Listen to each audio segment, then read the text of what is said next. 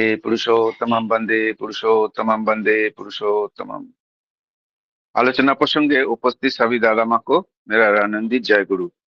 आलोचना प्रसंगे सप्तम खंड का निर्वाचित अंश पाठ करने के लिए मैं श्रद्धा से सुरता को अनुरोध करता हूँ। जय गुरु। आलोचना प्रसंगे सप्तम खंड, डेट 12 फरवरी 1946, पेज 100-101। নরেশ বাবু, তাহলে কি आध्यात्मिकता के कारणमुखीनता बोलबो? नरेश बाबू सीसी ठाकुर जी से प्रश्न पूछे, तो क्या आध्यात्मिकता को कारणमुखी कहूं?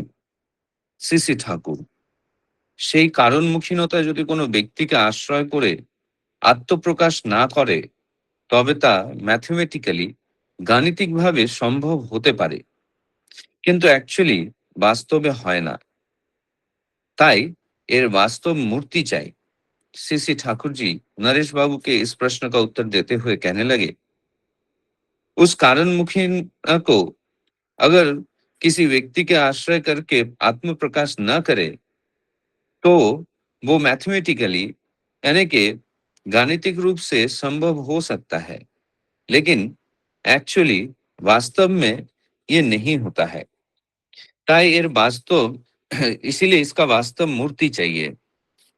নরেশ বাবু সরলভাবে বললেন, আপনাকে অনেক বকাচ্ছি, কিন্তু ভাবছি প্রশ্ন ও সমস্যাগুলির এমন অপূর্ব সমাধান তো আর কোথাও পাবো না, তাই জানবার লোভ সম্বরণ করতে পারছি না। नरेश बाबू बहुत सरलता के साथ कहने लगे, आपको बहुत सारा बातें करवा रहा हूं, लेकिन सोच रहा हूं प्रश्न और समस्याओं के इस तरह इतना सुंदर समाधान तो और कहीं नहीं पाऊंगा, इसीलिए जानने का लालच मैं संभाल नहीं पा रहा हूं। सीसी ठाकुर उत्साह दिए বিনয় সহকারে বললেন, আমার খুব ভালো লাগছে। सीसी ठाकुर जी उत्साह देते हुए विनय के साथ नरेश बाबू को कहने लगे, मुझे बहुत अच्छा लग रहा है, আপনি কোনো সংকোচ করবেন না, आप कोई संकोच না करे। আমি তো লেখাপড়া জানি না, পরমপিতা দয়া করে যা দেখাইছেন বুঝাইছেন তার উপর দাঁড়ায় দু চার কথা কই। मैं तो पढ़ाई लिखाई नहीं जानता हूँ, परमपिता दया करके जो दिखाए हैं समझाए हैं उसी के ऊपर खड़े होकर दो चार बातें कह देता हूँ। আপনাদের মতো পণ্ডিত লোক কৃতি লোক ধৈর্য ধরে শুনলে প্রসাদ নন্দিত হই। आपके जैसे पंडित लोग कृति लोग धैर्य पूर्वक सुनने पर प्रसादान्वित हो उठता हूँ। भाभी আপনাদের মাধ্যমে কথাগুলি হয়তো কাজে রূপ পাবে। सोचता हूँ आप लोगों के द्वारा इन बातों को शायद से कर्म में रूप दिया जाएगा। নরেশ বাবু सीसी ঠাকুরের অহংলে শূন্য সহজ সরল বিনীত ভাব দেখে অভিভূত হয়ে পড়লেন। नरेश बाबू सीसी ठाकुर जी के ये अहम शून्य सहज सरल विनीत भाव देखकर अभिभूत हो पड़े। करजोर बोललेन, আমাকে অপরাধী করবেন না। हाथ जोड़कर कहने लगे, मुझे अपराधी ना करे। পরে জিজ্ঞাসা করলেন, আধ্যাত্মিকতা তো অ্যাবস্ট্রাক্ট, বস্তু নিরপেক্ষ, এটা আবার কংক্রিট বাস্তব হবে কেমন করে? बाद में नरेश बाबू प्रश्न पूछे, आध्यात्मिकता तो एब्स्ट्रैक्ट यानी कि वस्तु निरपेक्ष है, ये कॉन्क्रीट यानी कि वास्तव किस तरह हो सकता है? सीसी ठाकुर, আধ্যাত্মিকতা আমাদের জীবনে যতদিন বাস্তব না হয় ততদিন তার কোনো দাম নেই। सीसी ठाकुर जी इस प्रश्न का उत्तर देते हुए कहने लगे, आध्यात्मिकता जितने दिन हमारे जीवन में वास्तव हो न उठे उतने दिन इसका कोई मूल्य नहीं है। আর এটা বাস্তব করে তুলতে গেলে তা বাস্তব হয়ে উঠেছে যার জীবনে, সেই জীবন্ত মানুষটির শরণাপন্ন হতে হবে। और इसे वास्तव करने के लिए जिसके जीवन में ये वास्तव हो उठा है उस जीवন্ত मनुष्य का शरणापन्न होना होगा। ताके শুধু কল্পনায় ভেবে নিলে হবে না, उन्हें सिर्फ कल्पना जगत में सोच लेने पर नहीं होगा। क्लेशः धीकर्तर स्तेष साम्य व्यक्त सा तो चेतसाम अवक्ता ही गतिर दुखम देह बदवीर व्यापते। सीसी ठाकुर जी इसके बाद एक संस्कृत श्लोक कहने लगे, क्लेश ही धीकर स्तेषामा व्यक्त सक्त चेतसाम अवक्ता ही गतिर दुखम देह वधिर व्याप्यते। इसका भावार्थ ये है, जिन लोगों का मन अव्यक्त यानी कि निराकार दिखाई ना देने वाले परमात्मा में लगा रहता है, उनके लिए साधना का मार्ग अधिक कठिन होता है, क्योंकि देहधारी मनुष्य के लिए निराकार और अव्यक्त परमात्मा की प्राप्ति करना बहुत कठिन है। जय गुरु। जय गुरु। श्रद्धा श्रोता बहुत सुंदर भाव से और बहुत स्पष्ट भाव से आज का आलोचना प्रसंगों का निर्वाचित अंश पाठ किए हैं और उनको हिंदी में अनुवाद करके बताया है। और लास्ट में दादा ने जो श्लोक है उसको उसको अर्थ भावार्थ भी बता दिया। एक्चुअली वो श्लोक भावार्थ तो मेरे को समझ में नहीं आया, तो दादा से बहुत बहुत धन्यवाद दादा, आपने इसका भावार्थ बता दिए। बहुत अच्छा लगा दादा। सूरजदा निरंतर रूप से ये सेवा देते रहते हैं, इसलिए मैं सूरजदा को बहुत बहुत धन्यवाद ज्ञापन करता हूँ। और श्रद्धेय श्री मनोरंजन पात्रदा भी निरंतर रूप से आलोचना प्रसंगों को रिकॉर्डिंग करते हैं भक्तगण के सुविधा के लिए। मनोरंजन दा को भी मैं बहुत बहुत धन्यवाद ज्ञापन करता हूँ। आज का जो विषय वस्तु है वो आज हम लोग आलोचना नहीं करेंगे, उसके बदले में हम आज हमारा कुछ दादा माँ देवघर भ्रमण किए थे और आचार्य देव का सानिध्य ग्रहण किए थे। तो परम पूज्य पास से श्री आचार्य देव जो अमृत वाणी दिए है वो दादा माँ लोग आज शेयर करेंगे। तो सबसे पहले मैं आमंत्रण करूंगा श्रद्धेय श्री गोविंद लोनकर दा 3 से 4 मिनट आप आचार्य देव का आशीर्वाद वाणी शेयर करने के लिए। लोनकर दा जय गुरु, आप उपस्थित है?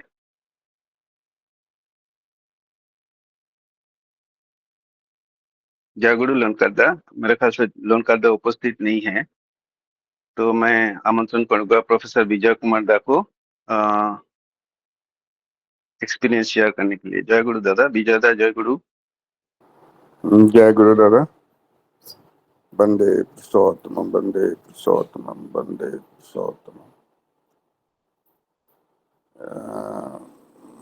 जो यहाँ का जो है आचार्य देव एक पद का जो आचार्य देव जो बोलते हैं, यहाँ पर वाणी पाठ होता है या बहुत सारे लोग आते हैं, उससे रिलेटेड जो भी क्वेश्चन आंसर बोलता है उसमें कुछ तो रहस्य छिपा ही रहता है, और जो भी उनकी बातें जो है अपनाने लायक जीवन में होती है। तो दादा मेरे साथ तो प्रॉब्लम ये है कि थोड़ा जो बांग्ला में तो समझ नहीं पाता हूँ, बहुत समझे 10-20% ही समझ पाता हूँ।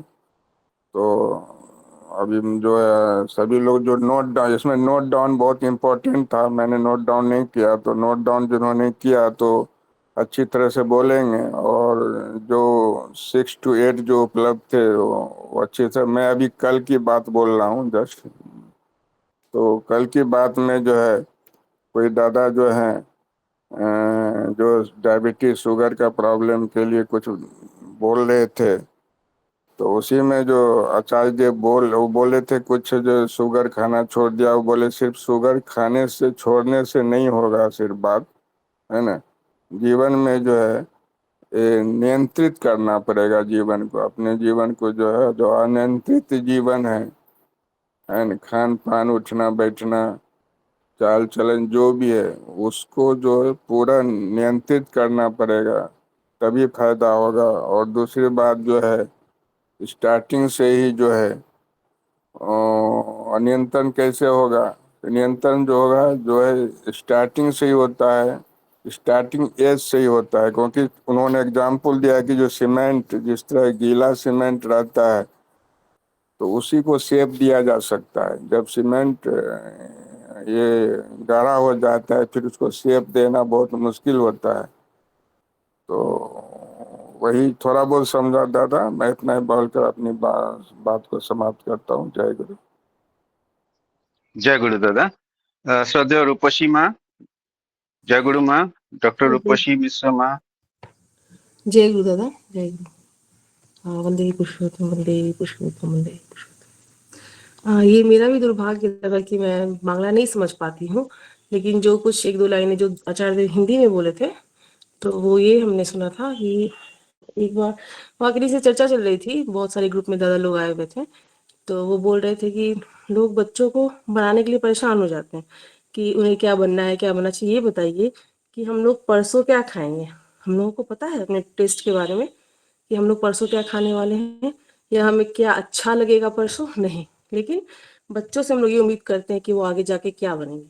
तो ये हमें नहीं करना है कि इस पे जिम्मेदारी नहीं, मतलब ये नहीं सोचना है या प्रेशर नहीं डालना है कि उन्हें क्या बनना है, बल्कि उन्हें छोटी छोटी जिम्मेदारी अभी से ही देना स्टार्ट करें, जिससे कि वो आगे चल के माँ बाप का भार वहन कर सके। नहीं तो फिर वो ये सोचते हैं कि मैं पढ़ लूंगा, पढ़ कर कुछ बन जाऊंगा, उसके बाद फिर मैं माँ बाप का भार ले पाऊंगा। लेकिन ऐसा हमें नहीं करना है, हमें उन्हें छोटी छोटी जिम्मेदारियां देकर फिर आगे बढ़ाना है। और फिर एक बात बोले थे हंसते हुए, बांग्ला में ही बोल रहे थे, लेकिन बीच में एक लाइन बोले थे कि कोई बोल रहे थे कि गाय फालतू जानवर है, तो बोले, हंसने लगे, बोलते गाय फालतू जानवर है? हट। गाय तो पालतू जानवर है, पालतू जानवर है। बस इतना ही जो मैं हिंदी में समझ पाई थी दादा। धन्यवाद। जय गुरु। जय गुरु माँ। श्रद्धेय श्री सुप्रकाश रायदा, जय गुरु। जय गुरु दादा, जय गुरु। हेलो, सुनाई दे रहा है ना दादा? हाँ हाँ, सुना दे रहा, बोलिए। हाँ, जय गुरु।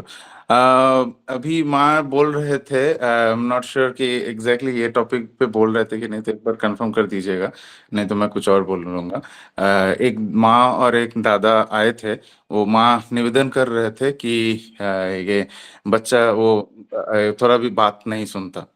तो मैं कंटिन्यू करता हूँ, अगर ये हो गया होगा तो मुझे टोकिएगा प्लीज। तो वो निवेदन किए कि मेरा बेटा को कुछ भी बात नहीं सुनता। तो आचार्य देव गुस्सा हो गए बहुत।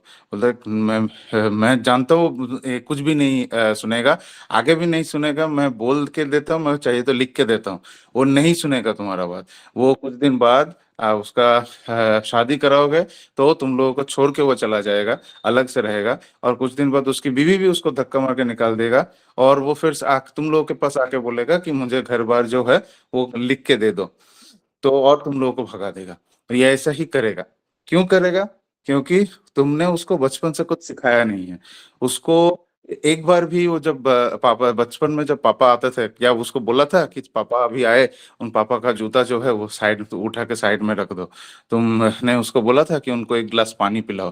क्या पापा ने कभी मम्मी को बोला था कि देखो मम्मी घर पे बर्तन मांज रही है, थोड़ा उनको जाके हेल्प करो? तुम लोगों ने बचपन में कुछ नहीं सिखाया। अभी आ रहे हो जब अभी करने का कुछ है नहीं, तो अभी तो वो तुम्हारी बात कभी नहीं सुनेगा। तो जी, वो बात नहीं सुनता, उसमें उसका दोष से ज्यादा तुम्हारा दोष ज्यादा है। तो वो माँ को, जो पेरेंट्स जो उनको ज्यादा बोल रहे थे कि बचपन में शासन करना है, जरूरत पड़े तो मारना है, पीटना है, या फिर प्यार से समझाना है, जैसा भी है। वो जो शासन है, जो प्यार है, जो गाइडेंस है, वो बहुत ज्यादा इम्पोर्टेंस होता है एक बच्चे के ग्रोथ के लिए। और ठाकुर जी ने भी वाणी में तो कहा ही है कि बचपन में जो सिखाओगे वही सारा जीवन हमारा पूंजी बनता है। तो ये एक बात आचार्य देव को निवेदन किया था, तो उन्होंने वो एक्सप्लेन किया था। और दूसरा एक और चीज जो मैंने सुना था वो है सर्विस के बारे में। तो काफी लोग आ रहे थे, वो बार बार निवेदन कर रहे थे कि ये मुझे मैं जॉब के लिए तैयारी कर रहा हूँ, और इस पोस्ट के लिए जो तैयारी कर रहा हूँ उसके लिए आपको आशीर्वाद चाहिए। तो आचार्य देव तुरंत बोले कि कितना पोस्ट है उस जॉब के लिए, जॉब के लिए कितने सारे पोस्ट है? तो बोलते 50, 50 सीट है, 50 पोस्ट है। बोले और कितने लोगों ने एप्लीकेशन किया? बोले 45,000, 45,000। मतलब 45,000। फिर राशिद बोले 45,000। तो बोलते नहीं, मेरा तो कोटा में है। तो बोलते फिर पूछते हैं कोटा में कितना है? बोले कोटा में 15,000। बोले ठीक है, 15,000 ही मान लेते हैं। तो 15,000 लोग और 15,000 एप्लीकेशंस एंड 50 सीट। तो तुम मुझे अभी बताओ कि तुम्हें क्यों मिलना चाहिए? तुमको क्यों वो एग्जाम ये पे वो जॉब मिलना चाहिए? वो बाकी इतने सारे 15,000 लोगों को छोड़ के तुमको क्यों मिलना चाहिए? तो यही चीज वो बार बार सभी एप्लीकेंट्स को जो भी आ रहे थे जॉब रिलेटेड उनको बोल रहे थे कि तुम पहले ये सोचो और ये मुझे बताओ कि तुम्हें क्यों मिलना चाहिए। तुम अगर प्रिपेयर होगे अच्छे से, जॉब के लिए प्रिपरेशन लोगे, तभी जाके तुमको जॉब मिलेगा। और इसी स्पेसिफिक पार्ट्स में एक बार प्रेयर के बाद जो आलोचना हम करते हैं उसमें बहुत सारे डिटेल्स देते हैं वो। बस सिर्फ मैं जॉब रिलेटेड जो बोला था वो उतना ही बताऊंगा कि बहुत लोग बोलते हैं कि मुझे जॉब नहीं मिला क्योंकि वो मेरा भाग्य था। मुझे मेरा भाग्य में नहीं था, इसीलिए नहीं मिल पाया। तो आचार्य देव बोलते हैं कि ये सरासर गलत बात है। श्री श्री ठाकुर जी बार बार बोलते हैं कि इंसान का भाग्य उसके कर्म के ऊपर होता है। अगर इंसान का कर्म जैसा होगा उसी हिसाब से उसका भाग्य भी आगे निर्धारण होगा। तो जिस बंदे को नहीं मिला उसका मतलब उससे आगे वो 50 लोग और थे जिन्होंने मेहनत ज्यादा किया था। तो उन्होंने उससे ज्यादा मेहनत किया, इसीलिए उनका भाग्य अच्छा हुआ और ठाकुर जी ने उन पे दया किया। तो कभी भी ये मत बताओ कि मेरा तो भाग्य नहीं था इसीलिए मुझे नहीं मिला। तुमने उतना मेहनत नहीं किया। तुमको उस जिस 50 लोग, 15,000 में से सबसे बेस्ट 50 लोग अगर जितना मेहनत करना है, तभी जाकर ठाकुर जी तुम पे दया करेंगे। और तभी जाकर तुम ये जो जॉब वगैरह पोस्ट है उसमें एप्लीकेशन दे के सक्सेसफुल हो पाओगे। तो आचार्य देव ने बार बार कर्म के ऊपर जोर दिया है यहाँ पे। इतना कह के मैं अभी के लिए बाकी लोगों से सुनना चाहूंगा। जय। जय गुरु। श्रद्धेय श्री उत्तम लिंकादा। लिंकादा जय गुरु। दादा जय गुरु। जय बोलिए दादा। आवाज आ रहा है? हाँ दादा बिल्कुल। आचार्य देव ने बहुत सारे तो बात बोले हैं, हम एक पॉइंट को याद किया है। उसमें से दादा बोले एक करोड़पति के पास एक आदमी गया है, वो बहुत सारी पैसा उसको मिला है। उसको अनियंत्रित जो एक्सपेंचर करना है, उसको 5 करोड़ मिला है। उसको इष्ट माफी नहीं है, वो अनियंत्रित आदमी है जो इष्ट माफी नहीं रहता है, असामाजिक लोग को रहता है। और उसी में उसको खर्चा करना, जो एक्सपेंचर करना है, उसको 2-3 महीना में वो एक्सपेंचर कर दिया। उसको निर्धारित तो कैसा खर्चा करा जाता है उसको बुद्धि नहीं है, विवेक नहीं है, और उसको ठीक तरीका से चलना कायदा सीखा नहीं। और वो इष्टमुखी नहीं है। जो इष्टमुखी है उसको सुनियंत्रित तो आता है मन में, अब खर्चा करने का कायदा सीखता है। जो मथावेश ठाकुर जी है, बा गुरु है, आदर्श है, वो चलाने से लक्ष्मी उसको पास हमेशा रहता है। क्यों? वो लक्ष्मी का पास वो जैसा सुनियंत्रित आएगा, वो समाधान बुद्धि आता है उसको मन में, और वो अच्छा तरीका से लाइफ को बिताता है और खर्चा भी वही हिसाब से करता है। उसका पास कभी भी लक्ष्मी कम नहीं होता है। इतना ही मेरा दादा बोलना है। जय गुरु। इसी पॉइंट में परम पूज्य वशिष्ठ आचार्य बोले थे, जो केबीसी जो कौन बनेगा करोड़पति है, तो उसमें एक व्यक्ति लोअर मीडियम का जो व्यक्ति है वो आया था, तो उसको 1 करोड़ जीता था। बट उसका जीवन में वही गुरु व आदर्श नहीं रहने कारण, जो अनियंत्रित के कारण, वो सारे पैसा 1 साल के बाद सारे खर्चा कर दिया। कहाँ पर उसको इन्वेस्ट करना है, कैसे करना है, उसको पता नहीं था।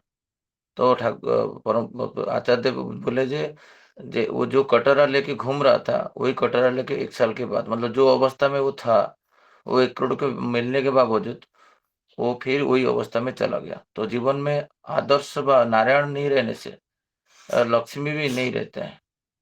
तो सोमनाथ दा कंटिन्यू करिए नेक्स्ट। जय गुरु। बहुत सुंदर भाव से शशिदा बता दिए हैं। नेक्स्ट इज श्रद्धेय श्री अरुण कुमार बिस्वईदा। जय गुरु दादा। आप 2-3 मिनट बोलिए। अरुण कुमार बिस्वईदा दादा, आप उपस्थित है? उपस्थित नहीं है शायद। श्रद्धेय श्रीमती स्वस्तिका दे रॉय माँ। जय गुरु माँ। दादा जय गुरु। अरुण कुमार दा, हाँ बोलिए दादा। जय गुरु जय गुरु जय गुरु। वंदे पुरुषोत्तम वंदे पुरुषोत्तम। उपस्थित सभी दादा मग मेरा जय गुरु। दादा आवाज आ रहा है ना? हाँ दादा, आ हेलो। रहा है, आ रहा है। हाँ हाँ, आ रहा है, आ रहा है। आप आवाज आ रहा है। दादा, मैं तो इतना बंगाली समझ नहीं पाता हूँ, लेकिन दादा का एक लास्ट का एक पॉइंट में ध्यान रखा। दादा एक बच्चे और माँ के बारे में जो भाव है वो मैं थोड़ा समझा। जैसा बच्चा पैदा होता है वो बोल नहीं पाता है, वो म्याऊं म्याऊं म्याऊं करके रोते रहता है। लेकिन चाहे किसी भी भाषा का हो, लेकिन माँ उसका जो अंतर का जो भाव है ना वो समझ पाता है, लेकिन बोल नहीं पाता है। लेकिन बच्चा रोता है, किसी बारे में बच्चा रोता है वो मालूम पड़ता नहीं, लेकिन माँ को समझ आता है। यही भाव थोड़ा ज्यादा मैं समझा, ज्यादा कुछ समझ नहीं पाया था। और बाकी गुरु भाई से मैं समझूंगा कि क्या बोले करके, ये दो शब्द पल के मैं विराम लेता हूँ। जय गुरु। जय गुरु दादा। श्रद्धा श्रीमती स्वस्तिका दे रॉय माँ। जय गुरु माँ, आप हाँ उपस्थित है? हाँ, जय बोलिए गुरु दादा। बोलिए माँ, बोलिए, 2-3 मिनट बोलिए। हाँ हाँ।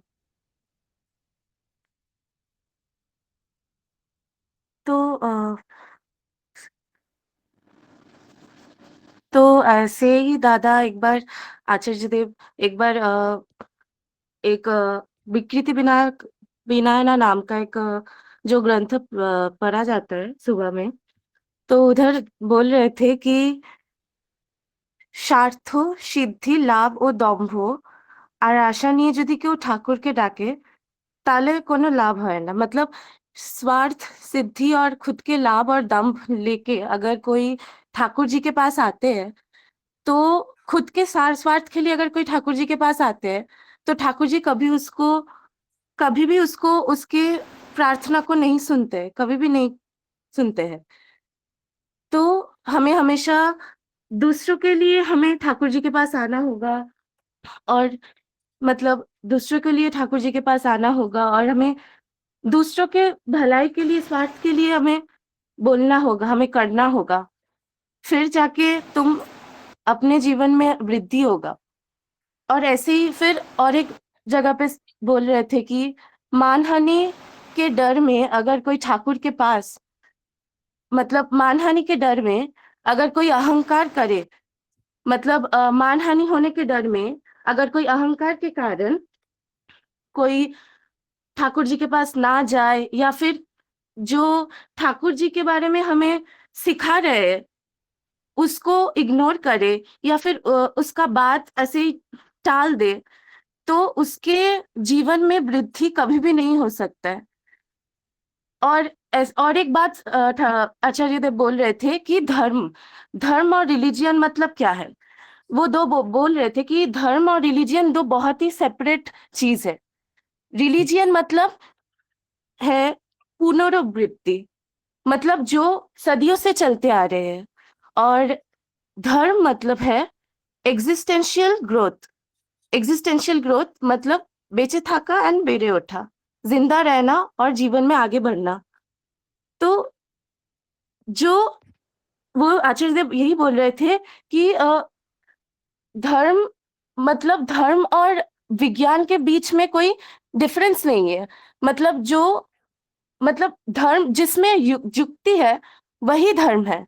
जैसे कि विज्ञान में जिसमें लॉजिक है वो विज्ञान, मतलब वही साइंटिफिक है, वैसे ही जिसमें युक्ति है वही धर्म है। तो एक इंसान, उसको जो ठीक लगे जिंदा रहने में और जीवन में आगे बढ़ने में, बेचे थाका और बेड़े अठत जन्नो, वही धर्म है। उस इंसान को वही करना चाहिए। तो ऐसे ही मतलब वो सुबह में बोलते रहते थे, ऐसे वाणी को एक्सप्लेन करते थे, तो वही मैं सुनती थी और बहुत अच्छा लगता था तो लिख के रखती थी। तो बस यही। जय गुरु।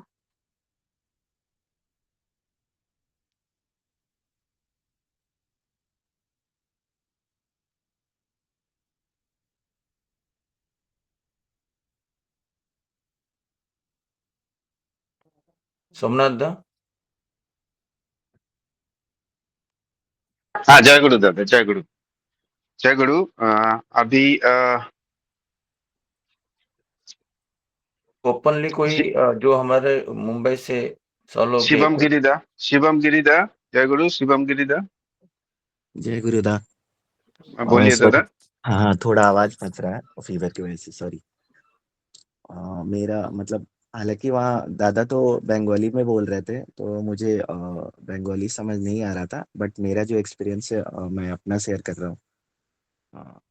अ, मेरा एक्चुअली मैं दादा के पास यहाँ पे आने के लिए, आचार्य देव से मिलने के लिए मैं 10 दिन का छुट्टी के लिए, मतलब लीव के लिए रिक्वेस्ट करा था मैनेजर से। बट उन्होंने मतलब यहाँ से अप्रूवल नहीं दिया। तो फिर उन्होंने एचआर को एस्केलेट कर दिया था, मैं मतलब कि बिना अप्रूवल के मतलब रिपोर्ट नहीं कर रहा है वो, मतलब ऐसा। तो फिर मैं वहाँ गया, दादा से बताया कि दादा रिक्वेस्ट किया, नहीं मिला लीव। तो दादा ने बहुत, मतलब ऐसे तो बताने जाऊँ तो बहुत कुछ एक्सपीरियंस है, बट दादा ने आशीर्वाद दिया। उसके बाद मैं फिर जब घर पे गया तो वहाँ मैं लाइन अभी शशिकांत आए हैं, उनको भी मैं दिखाया, वो बिना मैनेजर के ऑटो अप्रूव हो गया छुट्टी। मतलब ऐसा चमत्कार हुआ। तो ऐसा एक्सपीरियंस हुआ था। तो जय गुरु दादा, बहुत सुंदर। जय गुरु, जय गुरु, जय गुरु सबको। सदैव शुभम गिरिदा, जय गुरु दादा। शुभम गिरिदा उपस्थित है?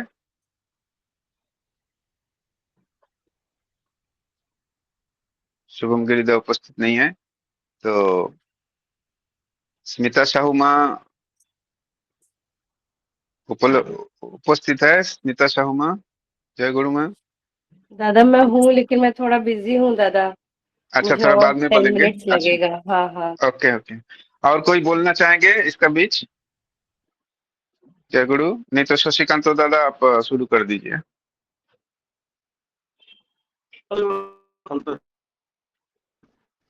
संतोष दा बोलेंगे? जय गुरु दादा, जय गुरु। हाँ बोलिए दादा, बोलिए। मैं तो अभी अभी घुसा हूँ, तभी बोलने के लिए थोड़ा इच्छा हो रहा है। नहीं हमारा नहीं हमारा दादा उद्देश्य दादा क्या है? दादा रुकिए, ये जो देवघर अभी गए थे ना, तो हाँ, वो आचार्य देव जो बोले उसी का बात हो रहा है। हाँ, आप मैं थोड़ा सा रिक्वेस्ट कर रहा हूँ यही, नहीं, आप जो बोलेंगे, जैसे। आपको दिया जाएगा, आप ये इस टर्म के बाद बोलेंगे, क्योंकि अभी जो अच्छा, ठीक देवघर है, रिसेंटली हम लोग 100 लोग गए थे, आचार्य देव क्या बोले उनको वही बात हो रहा है। ठीक है। आप बोल, हाँ ठीक है। दादा जय गुरु। जय जय गुरु दादा। संजय दा बोलिए। जी दादा, कंडीशन तो था कि जो बात टॉपिक पे हो गई है उस पर चर्चा नहीं करने के लिए, लेकिन टॉपिक जो हम नोट किए थे आचार्य देव जो जिस तरह से बोले थे, मैं वो उस टॉपिक को उसी तरह से रखने का प्रयास थोड़ा सा कर रहा हूँ। ऐसे रिपीट होगा कि ये जो बात आई थी नियंत्रण की बात, उसमें आचार्य देव बोले थे, मैं नोट किया था कि मानसिक नियंत्रण के लिए की बात, कि अगर हमारे जीवन में मानसिक नियंत्रण नहीं हो तो हम चाहे जिस भी क्षेत्र में आगे बढ़े, चाहे धन का ही क्षेत्र क्यों ना हो, फिर हम जहां से चलते हैं वहीं आके रह जाते हैं। इसलिए मानसिक क्षेत्र नियंत्रण के लिए जीवन में नारायण का होना आवश्यक होता है। तो केबीसी का उदाहरण देकर के बताए थे और केबीसी में उतने पैसे जीतने के बाद भी चूंकि उनके जीवन में नारायण नहीं थे, तो लक्ष्मी को वो रख नहीं सका। नारायण के साथ लक्ष्मी के नहीं होने के कारण फिर से वो वहीं आ गया। वो थोड़ा सा मैं बता दूं, केबीसी सीजन ये 5 के विजेता थे 2011 में, बिहार के ही एक थे, 5 करोड़ वो जीता था।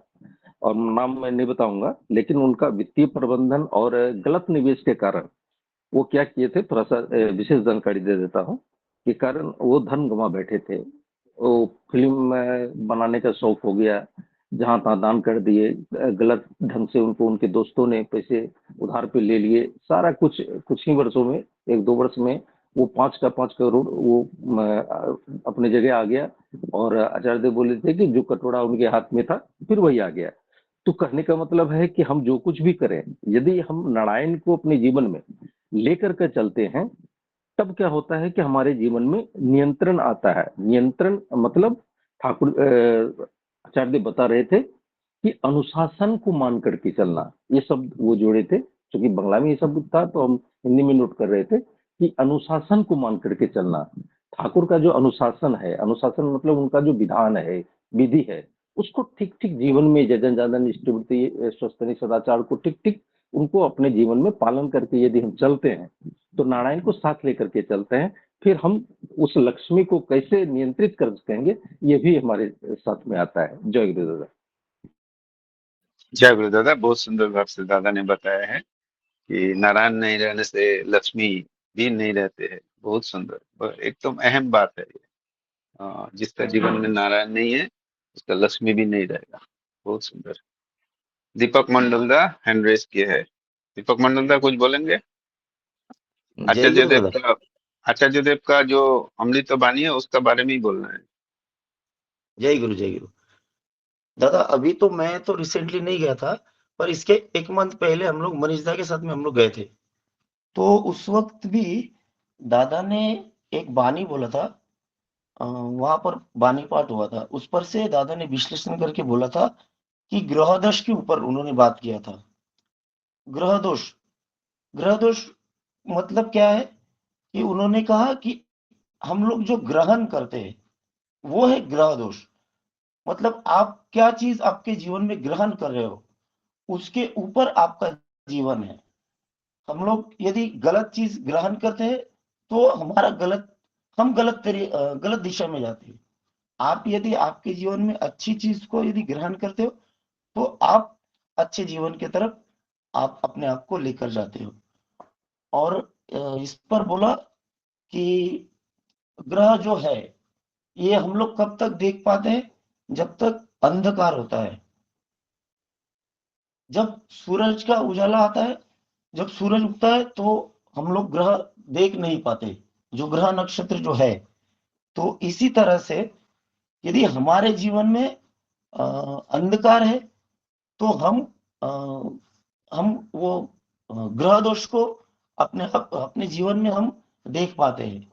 पर यदि हमारे जीवन में यदि हम इष्ट को यदि सूरज की तरह यदि हम अपने जीवन में इष्ट को अपने सर पर रखकर यदि चलते हैं तो ये ग्रह दोष वगैरह जो भी है ये उस उजाले की तरह, उस सूरज की उजाले में जैसे ग्रह जो नष्ट दिखते नहीं है, उस तरह यदि हमारे जीवन में यदि हम इष्ट को यदि केंद्र कर कर यदि चलते हैं तो ये जो हम लोग जो बोलते हैं ये ग्रह दोष है, मेरे जीवन में ये कठिनाई है, ये परेशानी है, तो ये हमारे जीवन में हमको नहीं दिखेगा। तो ये बात भी मैं दादा यहाँ पर जाकर समझ पाया था। जय गुरु। जय गुरु दादा। श्रद्धेय दीपक दा उनका अनुभव बता रहे थे। लास्ट टाइम उन्होंने जब गए थे तब आचार्य देव ने क्या बोले थे उन्होंने बताया। अभी तो स्मिता माँ शायद अभी भी रेडी नहीं है, तो शशिकांत तो दादा को अनुरोध करूंगा आप आलोचना शुरू करें। दादा मैं थोड़ा बोलता हूँ संतोष भाई। हाँ बोलिए। दादा मैं कुछ बोलूं? बसंत दादा। बसंत दादा हाँ बोलिए। हाँ, सभी दादा माँ को जय गुरु। मैं तो इस बार पहली बार देवघर गया था। बहुत आनंद मुझे लगा और वहाँ पे जो माहौल था वो भी सब बहुत सुंदर था। और मुझे तो बंगाली इतना समझ में नहीं आया, फिर भी मैंने एक अनुभव लिया। और दादा ने ऐसा बोले, आचार्य देव बोले ऐसा कि एक दो आदमी चल रहे हैं, जो बोझ लेकर के चलते हैं और जो खाली चलते हैं, उसमें बहुत अंतर है। तो वही चीज है कि हमारे जिंदगी में हम चलते हैं तो अगर हम एक निष्ठा होके चलते हैं तो उसी में ही हमारा भलाई है। और उससे वही मेरे को समझ में आया। और आचार्य देव ने जो पहले हम लोग को इतना साथ में इतना लोग गए थे और सभी दादा माँ को जो हमारा जो उनका ये मिला कि आगे आप जाके जो आनंद बाजार साफ सफाई करने का, और उसमें हम लोग जो आज्ञा हमको मिला और सब हम लोग को दादा माँ इतना प्रेम से हम लोग उधर साफ किए। कोई भी नहीं ऐसा कि किया नहीं, कितना भी उम्र वाला होने दो, और वही दादा माँ सभी लोग दिल से किया। और जब तक साफ नहीं हुआ तब तक भी उधर ही थे। वही मुझे बहुत अच्छा लगा। मेरे दो शब्द में बोल के सभी दादा माँ को जय गुरु। जय गुरु दादा। बसंतो दा भी उनका एक्सपीरियंस बताया है, बहुत अच्छा लगा दादा। स्मिता साहू माँ, आप रेडी है क्या अभी आलोचना करने के लिए? जय गुरु माँ। दादा थोड़ा शशिकांत अभी कोई और बोलेगा तो मेरे लिए हाँ, सही होगा, तो प्लीज अभी मैं सॉरी। करता हूँ, मैं आलोचना करता हूँ, जो कुछ रह जाएगा फिर बाद में जो दादा लोग को इसको ऑडिशन करना है कर लेंगे। हाँ दादा, शुरू कीजिए। हम लोग 6th को नाइट को पहुंचे, 6th को रात को 9 बजे। तो उस दिन तो कुछ आलोचना नहीं हुआ। 7 अगस्त का जो हम लोग जाके प्रार्थना में ज्वाइन किए, तो प्रार्थना के बाद एक सत्यम शरण का वाणी पढ़ा जाता है और अभी विकृति विनयन का वाणी पाठ हो रहा है। तो पहला दिन जो आचार्य देव के साथ मैं इसको 3 सेगमेंट कर रहा हूँ। एक है प्रार्थना के बाद 7 तारीख, 8 तारीख और 9 तारीख, ये 3 दिन प्रार्थना के बाद 2 वाणी पाठ हुआ, एक सत्यम शरण का, एक विकृति विनय। तो वो वाणी को आचार्य देव एक्सप्लेन किए, उसके बारे में बताऊंगा। एक होता है जो मास हमको कम्युनिकेशन दिए, महाराष्ट्र, मुंबई और पुणे टीम जो गए थे, तो उसमें एक स्पीच था, वो है। और थर्ड थिंग है इवनिंग प्रेयर के बाद जो बड़दाबड़ी में आचार्य देव बैठे थे, वो एक सेगमेंट है, वो 3 दिन का। तो फर्स्ट वाला दिन का जो वाणी था, पाठ हुआ, वो हुआ था जो भाव विरुद्ध भाव द्वारा आहत व अभिभूत नहीं होता है, वही विश्वास है। तो इसका एक एग्जाम्पल दिए थे। मैं सारे चीज तो बोल नहीं पाऊंगा क्योंकि सारे चीज का स्पीच जो है मोर देन 5 आवर्स है। तो इसको मैं संक्षेप में बताने के लिए प्रयास करूंगा। बोले कलकत्ता में एक 2-3 व्यक्ति के अंदर झगड़ा हुआ, यंग मास, और 2 व्यक्ति दोस्त जो है माइंड में रखे कि ये व्यक्ति को हम पॉइजन देके मार देंगे। तो वो क्या किए, कोल्ड ड्रिंक्स में पॉइजन दिए और उसको उसको पता नहीं चला। वो पॉइजन को, वो जो कोल्ड ड्रिंक्स पीने के बाद वो कोमा में चला गया। तो दैट टाइम आचार्य देव और झंटू दा वो कलकत्ता में थे। तो वो व्यक्ति का पिताजी को जो पता चला आचार्य देव यहीं पे है, तो वो दौड़ के आया निवेदन करने के लिए। तो निवेदन के टाइम में वो व्यक्ति बोल रहा है जो मेरा जो बेटा है वो पॉइजन उसको हुआ है, वो कोमा में चला जाए, वो शायद मर जाएगा। ये जो शब्द में आचार्य देव बोले, तो तुम जब डिसाइड कर चुके हो ये तुम्हारा बेटा मर जाएगा, तो ठाकुर कैसे बचाएगा? तो वही बता रहे थे, ये जो भाव है तुम्हारा जो है, वो विरुद्ध भाव द्वारा आहत नहीं होना चाहिए, इसको विश्वास बोलते हैं। जो हमारा ठाकुर जी के ऊपर जो विश्वास रहता है, तो कोई भी भाव आए तो उसको नष्ट नहीं करना चाहिए। तो आचार्य देव बोले मैं एक चीज बोलूं आप करेंगे? तो उनका पिताजी जो कोमा में थे, उनका पिताजी बोले जरूर मैं करूंगा ना। ये मंदिर में जाइए और बोलिए, हे ठाकुर, मेरा पुत्र का मृत्यु में मंगल है तो मृत्यु दे दीजिए, और मेरा पुत्र का जिंदा होने में मंगल है तो उसको जिंदा कर दीजिए। जो भी करेंगे, आपका जो भी इच्छा होगा वही करेंगे। तो वो व्यक्ति जाके, भद्र व्यक्ति जाके ठाकुर जी को वो अभिकल वही हिसाब से बोले। तो तुरंत बोले, झंटू दा देखा ना वो व्यक्ति कैसे उठ गया था कोमा से। तो ये जो विश्वास है, तो वहां पर बोल रहे हैं जो सरेंडर होना चाहिए। जब तुम्हारा मुंह से, मुख से जो शब्द निकलता है, तो उसको आग्रह वो जो ठाकुर ग्रहण करते हैं।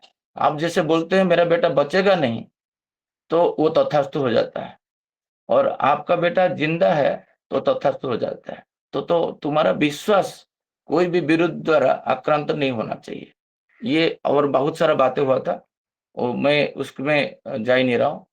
फिर एक विकृति विनयन का पाठ हुआ था 7 अगस्त को, एक वाणी, जिसका सारांश यही था जे आत्मभरिता और हम्बड़ाई और अहंकारिता ये नरक का द्वार है।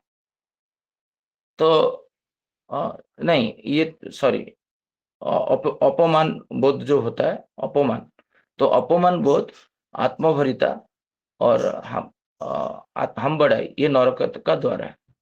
तो आचार्य बोले अपमान मतलब अपरुष को लगा हुआ है मान की तरह, अर्थ मान जस। मान जो होता है वो मर्यादा होता है, किसी को मर्यादा नहीं मिला तो उसमें अभिमान होता है। तो अभिमान इज एक प्रवृत्ति है, जैसे काम क्रोध लोभ मोह आश्चर्य है। तो अभिमान जो करते हैं, तो किसी को बोले किसी को जाजन नहीं मिला बोलने के लिए, उसका अभिमान होता है। किसी को सम्मान नहीं मिला, उसको अभिमान होता है। ये अभिमान जो होता है एक प्रवृत्ति होता है। तो मर्यादा ऑलवेज श्री श्री ठाकुर जी का होना चाहिए, मर्यादा ऑलवेज प्रभु का होना चाहिए। मेरा मर्यादा कोई नहीं किया, मेरा कोई मान में अस्खलन हो रहा है तो मैं अभिमान कर रहा हूँ। ये क्षेत्र में बोलते सांसारिक क्षेत्र में पुरुष का अंदर एक दम्भ रहता है, दृढ़ता रहता है। जिस स्त्री के पास स्त्री कुछ बोल दिया तो मैं स्वामी तो मुझे बोल दिए, तो ये जो अभिमान है ये अभिमान नरक का द्वार होता है।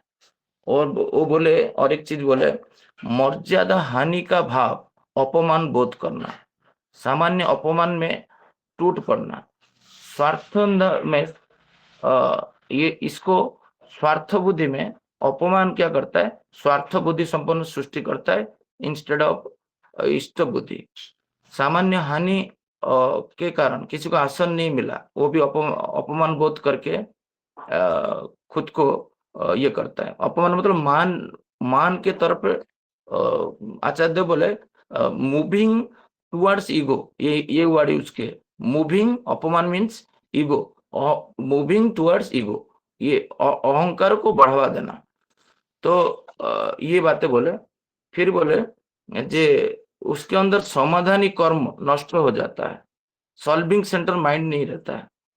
तो फिर बोले जे मैथमेटिकली हमारा जो भाग्य परिवर्तन होता है वो भाग्य किसी का फिक्स नहीं है, जो हाथ दिखाते हैं तो उसमें वो बोले जे कर्म जो होता है वो भाग्य को निर्धारण करता है।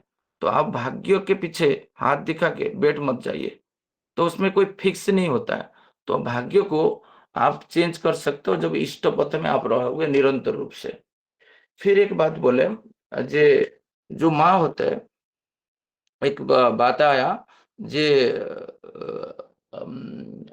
जो विश्वास जो होता है इसके ऊपर एक बात बोले, जो एक माँ है उसका संतान को पढ़ने के लिए प्रेरणा देता है और उसको मारता है, ये करता है और वो अचीवमेंट लेके आ जाता है। फिर एक माँ है पढ़ने के टाइम में बोलते हैं ये आलू का या कुछ बटाटा ये खा लो, ये खा लो, ऐसा करके वो माँ उसको ऑलवेज बोलता है। तो उसमें उसका कंसंट्रेशन लॉस होता है। तो दोनों माँ में अंतर है। जो माँ उसको सक्सेस दिग में और अचीवमेंट में लेके जाता है। तो यहाँ पर दो माँ में कौन सा माँ अच्छा है, एक चीज बोले। तो फिर एक बोले तो रैंडमली जे माँ को घी भाभी जो मानने का बात सत्यांशण में है, तो उसमें घी का अर्थ क्या है? घी का अर्थ है अनिवार्य इच्छा, उसको मन में दबा के रखना। तो ये जो बात है, कोई भी वस्तु हम देखते हैं, किसी किसी को देखते हैं, उसी को देखने के टाइम में उसका सारे कुगुण को अंदर डेवलप करना, ये अनिर्वाज्य इच्छा को वो बोले जे इसको अवॉइड करना चाहिए। फिर बोले जे मेरा जो धर्म होता है वो धर्म में रिलीजन जो होता है रिलीजियन वर्ड से आया है, जो इसका ओरिजिनल है। और धर्म और रिलीजन आया है, बट धर्म का मान जो प्रकृत अर्थ है वो बोले एग्जिस्टेंस अपहोल्ड। तो धर्म का अर्थ होता है एग्जिस्टेंस अपहोल्ड। वो बोले जे मेरा मत में कोई धर्म नहीं है, तो एक ही धर्म है, वो हिंदू धर्म में भी कुछ है ही नहीं। वो बोले जे वेद में इसलिए ईश्वर का शब्द ढूंढोगे तो मिलेगा नहीं। तो वो बोले जे ठाकुर जी भी वही चाहते थे कि जे प्रत्येक मनुष्य भगवान बने। तो एक व्यक्ति भगवान नहीं है, प्रत्येक मनुष्य भगवान बने। जो बौद्ध धर्म में है जे खुद को भगवान घोषित करना व बौद्धित्व घोषित करना। तो फिर बोले इसके बाद जे एक बात बोले जे जो व्यक्ति घर पे जिसका वाइफ व स्त्री उसका बात नहीं सुनता है, उनका बच्चा उसका बात नहीं सुनता है, उनका माँ उसका बात नहीं सुनता है, उनका भाई नहीं सुनता है, इवन एक जो उनके घर पे जो भाई आता है उसको बोलता है ये टेबल के नीचे थोड़ा सा साफ कर दो, तो वो भी नहीं सुनता है और वो पीछे जाके उसका गॉसिप करता है। तो जब तुम्हारा जीवन में तुम्हारा बात कोई नहीं सुन रहे, इसका मतलब तुम्हारा चरित्र ठीक नहीं है, तुम्हारा कैरेक्टर ठीक नहीं है। जब तुम्हारा चरित्र और कैरेक्टर ठीक नहीं है, जब तुम्हारा कोई नहीं सुन रहे, तुम्हारा बात तुम कैसे एक्सपेक्ट कर रहे हो ईश्वर सुनेंगे? तो एक एक्सट्रीम एग्जाम्पल दिए। मुझे ये बहुत अच्छा लगा। जे मेरा परिवार में जब मैं बोलता हूँ दादा थोड़ा सा बेटी को स्वस्तिन देने के लिए जाजन करिए ना, तब जब मेरा बात मेरा बेटी भी नहीं सुन रहा है, तो मैं इधर कैसे मेरा ईश्वर सुनेंगे? वो एक एक्सट्रीम एग्जाम्पल दिए।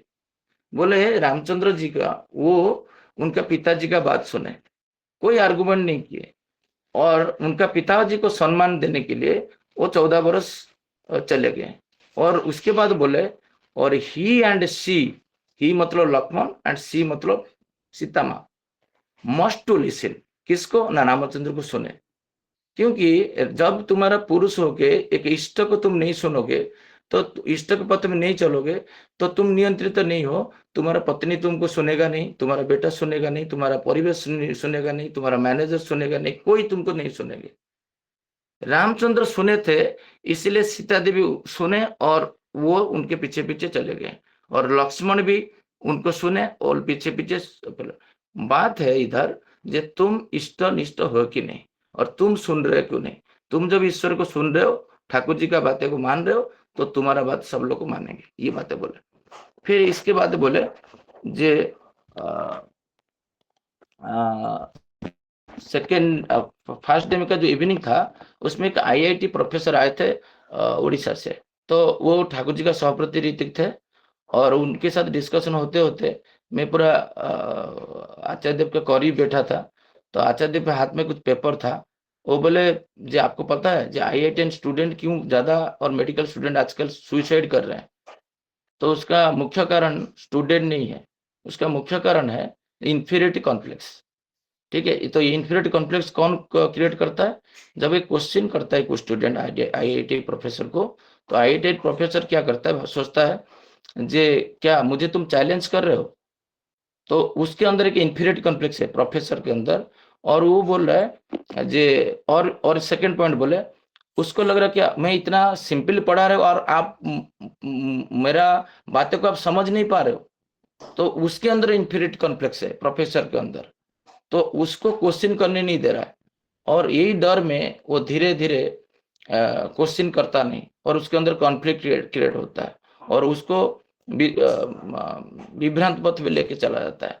और थर्ड पॉइंट बोले जे उसके अंदर एक जो सुपीरियरिटी रहता है प्रोफेसर के अंदर, जे जब कोई बार बार बहुत सारा बच्चे लोग क्वेश्चन करते हैं, तो उसके अंदर की हिम्मत बोलता है मेरा बात कोई समझ नहीं पा रहे, मतलब I am not a good teacher, that is I am not a good teacher, उसको परेशान करता है प्रोफेसर को।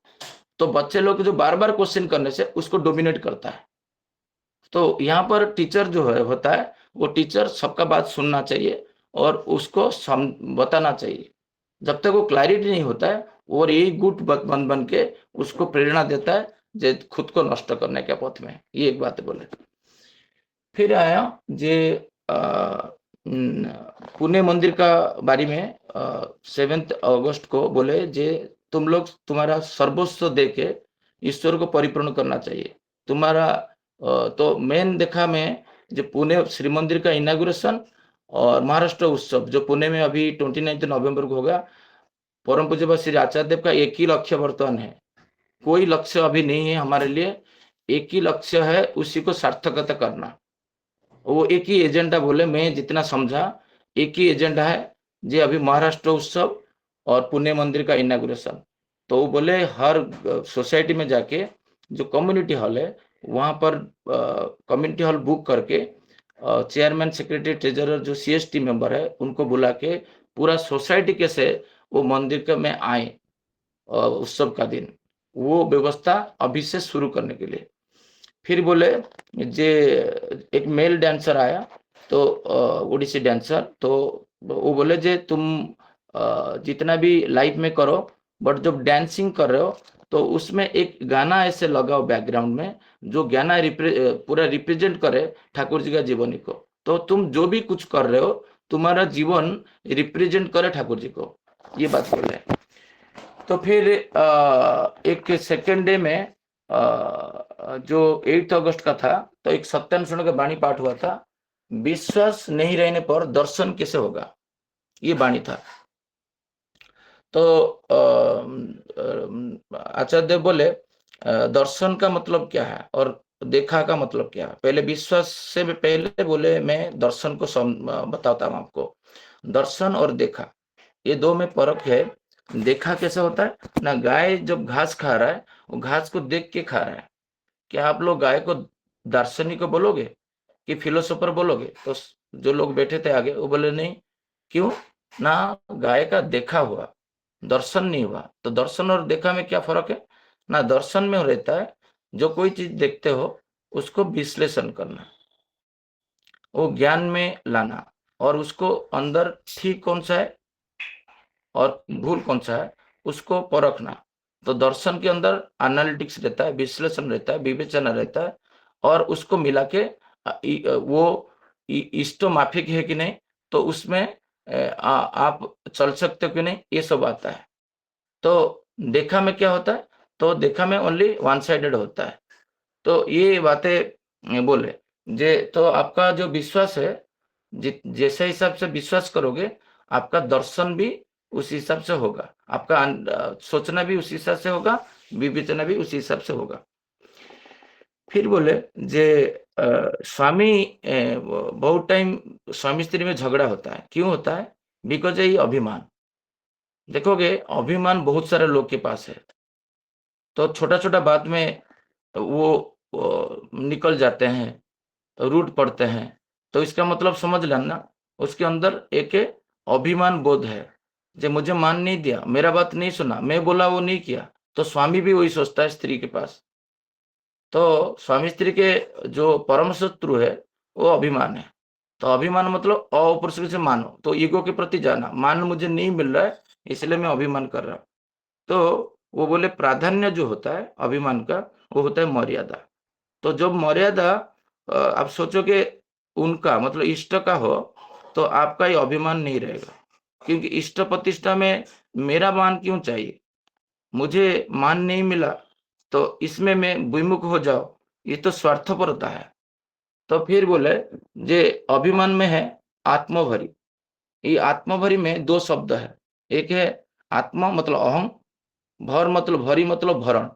अहम को जो जो वस्तु पूर्ण करता है, जो जो वाक्य पूर्ण करता है वो नहीं करना है। और उसमें आता है लुब्ध होना। तो वो नरक मतलब निरय है, निकृष्ट है, अकृष्ट है, अचल है। तो नरक का अर्थ होता है तुम अचल हो जाना, तुम्हारा इष्ट को छोड़ के तुम्हारा जीवन नरक जैसा हो गया, मतलब तुम अचल हो गए। जीवन में इष्ट नहीं है तो अचल है। ये बातें बोले जो जीवन में ऑलवेज प्राधान्य ठाकुर रहना चाहिए। तो फिर बोले जे इसमें क्या होता है, छोटा छोटा वाक्य में बड़े बड़े जो कर्मी है, प्रोफेसर है, स्वामी है और मैनेजर है, ये सब कैटेगरी आचार्य बोले जे उनका जो चीज उनको पता नहीं होता है, जब उनको पूछा जाता है वो इंसल्ट हो जाता है। तो ये बचपन से उनका पिता माता का चलन की वजह से छोटे बच्चे के अंदर एक स्निजोफेरिया है। एक एनआरआई ऋतिक दादा आए थे जो अमेरिका से, तो वो एवरीडे बैठ के लिखते थे। तो उनको पूछे तो तुम्हारा अमेरिका में स्निजोफेरिया का डिजीज कितना है, वो बोले बहुत ज्यादा है। क्यों ना, वो बचपन से उनको इन्फीरियरिटी कॉम्प्लेक्स में रखा जाता है। तो भारतवर्ष में भी वो अभी धीरे धीरे व्यापक लगने लगा। वो बोले जी बच्चे को होमवर्क जो होता है, एक तो सुना था जीवन में स्कूल वर्क, बट होमवर्क क्या है, बच्चे को होमवर्क नहीं देना चाहिए टीचर। तो पूछे वो अमेरिकन भक्तों को, एनआरआई है मतलब इंडियन है, और उनको पूछे जी तुम्हारा जो अमेरिका में जो टीचर पढ़ाते हैं तो होमवर्क कितना देता है। वो बोले जो जितना होमवर्क देते हैं, जो बस में जाते जाते घर पहुंचते पहुंचते वो होमवर्क कर लेता है बस में, मतलब इतना देना चाहिए जो मैक्सिमम वो 10 to 15 मिनट्स में कर पाए, तो उसके ऊपर लोड नहीं रहा। शिक्षा क्षेत्र में वो ये बातें एक चीज बोल रहे। मैं अभी थोड़ा टाइम हो रहा है, मैं और लंकोरदा को बोलूंगा थोड़ा सा एक्सटेंड करेंगे आज का ये को, क्योंकि ये बात बार बार नहीं आएंगे, बहुत सारे लोग ज्वाइन किए हैं। मैं चेष्टा करूंगा बहुत स्पीड में बाकी सब बातें को बताने के लिए। और एक बात बोले जे ये जो विश्वास होने से दर्शन कैसे होता है ना, वो बोले जे विश्वास कैसे विश्वास होता है ना, 2 के आगे 6 रहता है तो उसको 26 बोला जाता है, 2 के आगे 2 रहता है तो उसको 22 बोला जाता है। ये जो मानसिकता में मेरा ढुका हुआ है, जे इसके आगे ये रहेगा, मतलब ये लॉजिकल है, ये एनालिटिकल है, इसीलिए वो देख के नहीं बोल रहा है, उसका दर्शन बोल रहा है, उसका विश्वास है 2 के आगे 6 रहेगा तो इसको 26 होता है, इसको विश्लेषण बोला जाता है। फिर बोले जे फिर रिपीट किए जे ठाकुर जी ठाकुर जी आपका बात तब सुनेंगे, ये आप एक लिख लीजिए। तो फिर मैं वहां पर आगे पूरा बैठा था, सब लोग रेडी हो गए लिखने के लिए। जब तुम्हारा स्त्री तुम्हारा बात हर बात सुनेगी, जब तुम्हारा पुत्र तुम्हारा सारे बात सुनेगी, जब तुम्हारा माँ तुम्हारा सारे बात सुनेगी, तब मान लेना ठाकुर तुम्हारा बात सुन रहे हैं। This is important subject in our life. यही बात बोले जे तुम्हारा कैरेक्टर को इतना मजबूत करो, इष्ट माफी करो। जैसे तुम कोई नहीं बोलेगा जे मेरा बेटी को कि स्त्री को आप जाजन करिए परिवर्तन करने के लिए, वो विरक्त होते थे, बोलते थे तुम उनका जीवन में, एक स्त्री का जीवन में एक पुरुष है आदर्श, बट वो आदर्श बनना नहीं चाहता है। मेरा जीवन में मेरा पत्नी का आदर्श मैं हूं, तो मेरा कैरेक्टर को मैं कैसे करूं तो मुझे वो आदर्श मान पाए, यही बात उनका था। फिर आया जे कर्म 9 अगस्त को एक वाणी पाठ किया गया, कर्म विश्वास को अनुसरण करता है, जैसा विश्वास करोगे कर्म मध्य वैसा तदनुमार्ग होगा, ये था। तो फर्स्ट स्टार्ट किए जे शिष्ट नियम जो है, नियम में चलना है। शिष्ट मतलब नीति संगत में आचरण, इसमें कोई आत्माभिमान नहीं, कोई अहंकार नहीं है। कोई उस समय कुछ दायित्व मिला तो दायित्व को सुचारू रूप से निभाना, मुझे इतना निकृष्ट मिला, यही बोध ही तुमको आत्मभरिता कोई पथ में लेके चला जाता है। और फिर बोले जे और एक बात बोले जे यहाँ पर जे विश्वास जो होता है वो कोई भी विरोध भाव आ जाए, ईश्वर पथ में मनुष्य को विच्युत नहीं कर सकता है। इसलिए तुमको मानसिक अवस्था जो होता है वो इष्टनिष्ठ होकर 24/7 रहना चाहिए। उसके एग्जाम्पल दिए जे हाउजरमानदा एक अमेरिकन भक्त थे, तो हाउजरमानदा को कोई व्यक्ति आके बोला जे एक अमुक व्यक्ति ऐसा है, तो हाउजरमानदा तुरंत बोले जे वो व्यक्ति के विषय में मैं एकदम मेरा धारणा पक्का है, मैं आपको सुनना नहीं चाहता हूँ। सपोज मुझे कोई आके जोशीदा के बारे में कुछ बोलेंगे तो मैं वहां पर बोलूंगा जे जोशीदा को मैं जानता हूं, तो मैं जोशीदा के बारे में सुनूंगा नहीं। जैसे आप जोशीदा के बारे में सुनोगे दैट मीन्स जोशीदा को आप विश्वास नहीं करते हो। ये डायरेक्टली उस दिन पूरा बोले जो लोग सुनते हैं दूसरे के बारे में, इसका मतलब वो व्यक्ति उसी व्यक्ति के प्रति विश्वास टोटल नहीं है, मान लेना। तो आपका पीछे में जो बोल रहा है जे मुझे वो इंडिकेशन हम देखें जो उनका आंख में वही था जो आप किसी का बात मत सुनो, किसी के विषय में आप खुद परखो वो व्यक्ति कैसा है। फिर बोले जे हेबा जो होता है, हेबा वो होता है मतलब बीइंग ज्यादा 7:40 हो रहा है। हाँ, मैं ऑलरेडी परमिशन मांगा हूँ जे आज इसके बाद होगा नहीं तो 4-5 मिनट एक्स्ट्रा लेके तो ये कर लेंगे, क्योंकि बात बार बार नहीं आएगा। ओके। तो वो बोले जे हेबा मीन्स जो होता है जो जीवन में वाल्मीकि का जैसे हुआ था। तो एक बार वो सुना गुरु जी से जे मेरा जीवन में जो भी पाप प्रवृत्ति है कोई शेयरिंग नहीं करेगा, तो उसके पीछे वो काम करने लगा। तो आपका जीवन में जब गंभीर विश्वास होता है उसको एक वर्ड यूज किए बंगाली में, वो बोले असाधारण विश्वास। इस असाधारण विश्वास मतलब क्या है, मैं किसको एंट्री नहीं करने दूंगा एक व्यक्ति को छोड़ के, वो है श्री ठाकुर।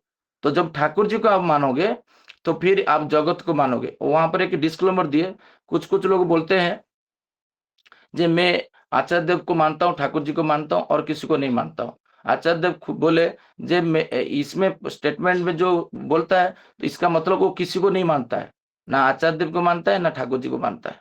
फिर वो बोले एंट्री देना मतलब क्या है, ठाकुर को एंट्री दिया मतलब वही बात है, you are the for you are the जो बात है जे नॉट फॉर अदर्स, बट जब तुम ठाकुर जी को होते हो तो सो फॉर अदर्स, वो सो फॉर अदर्स कहाँ गया?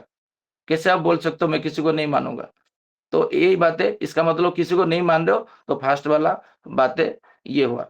फिर एक बात बोले जे संतान को तुम प्रेम कर रहे हो, तुम्हारा बच्चे को, बेटा बेटी को, उसमें कोई बहादुरी नहीं है। बट जब संतान तुमको प्रेम नहीं करता है तो तुम्हारा जीवन में कुछ नहीं हुआ है। जो जीवन में बोलते हैं जे मैं इष्टों को मानता हूं और मेरा संतान संतति मुझे नहीं मानते हैं, इसका मतलब वो जीवन में इष्टों को माना नहीं। आचार्य देव बोले जो ईश्वर को मानता है उसका संतान उसको मानेंगे ही, क्योंकि वो ईश्वर को मान रहा है। इसका मतलब उसका कहीं पे ना कहीं अमेड़ है। फिर एक चीज बोले जे महाराष्ट्र उत्सव के लिए और इनाग्रेशन के लिए जे बोले जे तुम नियंत्रित रहोगे और अनियंत्रित रहोगे तो तुम्हारा जीवन में जो अर्थहानि होगा तो तुम संचय करके कोई मांगलिक कार्य में नहीं लगा पाओगे। वो उदाहरण वो केबीसी वाले इसलिए दिए थे क्योंकि हमको पूरा उजागर करके हमारा जीवन में हमारा इतना दिन के बाद आचार्य देव हमारा ये पुण्य भूमि में पदार्पण करेंगे। वो बोल रहे हैं जे जब हम बोले 35 लोग नया लोग आए हैं, वो बोले मेरा एक सौभाग्य है, मैं बार बार महाराष्ट्र नहीं जा पाया बट आप लोग आए, मैं इसको सौभाग्य मानता हूँ। और बहुत कुछ हुआ और जो मैं अभी इतना कम समय बोल नहीं पाऊंगा, बट जो मेजरली बातें है जो अमुदा को भेजे थे, जो 30 मिनट हमको अमुदा स्पीच दिए, वो अमुदा का सारे स्पीच जो है अमुदा डिस्क्लेमर दिए ये आचार्य देव का है। हमारा वो कॉन्फ्लिक्ट हो जाता है जो आचार्य देव नहीं बोले हैं। वो बातें बोले जो मैं किसी को एक कुत्ता को बोलूं तो उससे आप सुन नहीं रहे हो, इसका मतलब क्या है मुझे आप मान नहीं रहे हो। कुछ लोग मुझे आके बोले अमुदा बोले आचार्य देव बोलते तो अच्छा लगता, वो बात नहीं। आचार्य देव उसी में क्लियर कर दिए थे जो मैं जिसको भेज के बोल रहा हूँ that is my words.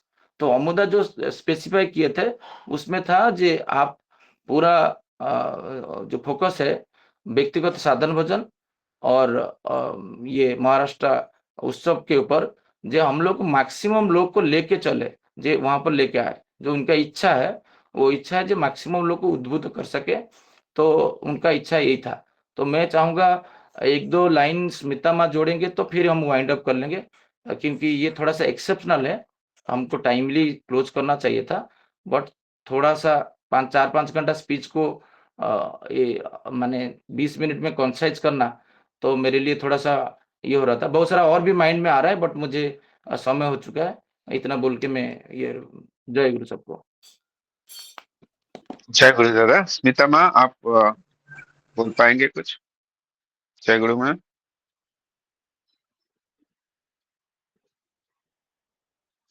Smita Sahu माँ जय गुरु उपस्थित है? शायद बिजी होंगे तो आप हाँ, ये आलोचना को स्मिता माँ यहीं पे ये करिए। यही पे समाप्त करता हूँ आज का आलोचना। शशिकांत दादा बहुत सुंदर भाव से बहुत थोड़ा सारे पॉइंट्स को दादा जोशीदा ज्वाइन किए हैं तो जोशीदा को कुछ बोलेंगे, क्योंकि इतना सारा लोग ज्वाइन किए हैं महाराष्ट्र उत्सव के लिए, 2 लाइन बोलेंगे तो अच्छा लगेगा। जोशिदा को अनुरोध करता हूँ कुछ बोलने के लिए। दादा 2 शब्द बोलिए। जय गुरु।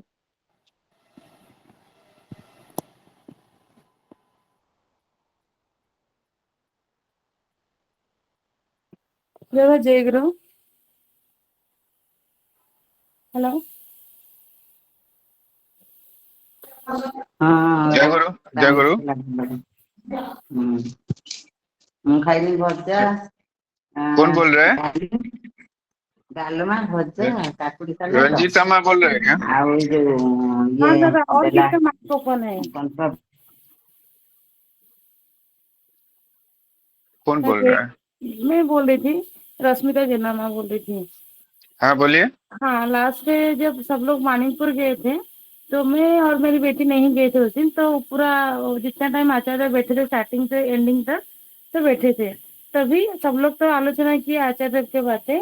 तो लास्ट में ना राजूदा आके बैठे थे, तभी राजूदा मतलब ऐसे कुछ टॉपिक नहीं था, तभी जोशीदा का नाम लिए कि मुंबई महाराष्ट्र का जो जोशीदा है आज इतने उम्र में इतना एनर्जेटिक करके बोले। तो उसी बात में फिर आचार्य लास्ट टाइम आए थे आलोचना प्रसंग में, दादा 90 प्लस उम्र हुआ था, बिना चश्मे का जो पढ़ाई कर रहे थे, वो दादा का नाम लिए और जोशीदा का नाम लेके राजूदा आचार्य के पास वो बात रख रहे थे कि इतना उम्र में भी आज वो लोग इतना एनर्जेटिक कैसे खा के कैसे वो मेंटेन करके रुके हैं करके वो राजूदा जोशीदा के बारे में बोले थे आचार्य देव को।